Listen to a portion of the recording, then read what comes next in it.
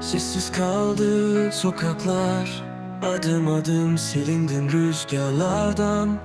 Kaldı geriye bir resim, yarısı sen yarısı hatıralardan.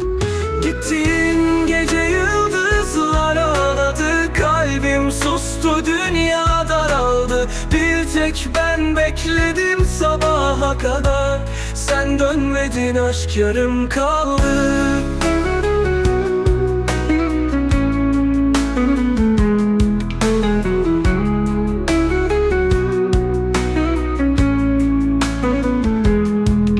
Bir zamanlar gözlerin cennetti bana,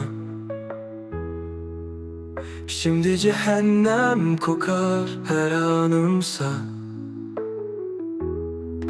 Kelimeler yetmez anlatmaya,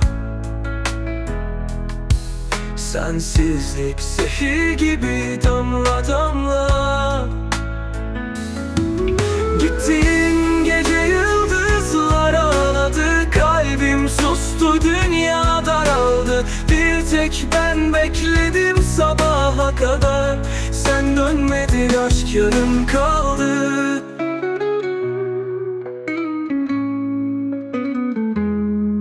Bir zamanlar gözlerin cennetti bana, şimdi cehennem kokar her anımsa. Kelimeler yetmez anlatmaya, sensizlik zehir gibi damla damla. Gittiğin gece yıldızlar ağladı, kalbim sustu, dünya daraldı. Bir tek ben bekledim sabaha kadar, sen dönmedin, aşk yarım kaldı.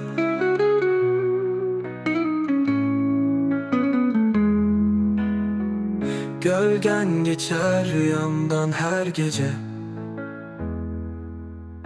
kırık dökük bir sevda kaldı elde. Bir umutla yazdım bu şarkıyı sana, belki duyarsın bir gün başka yerde.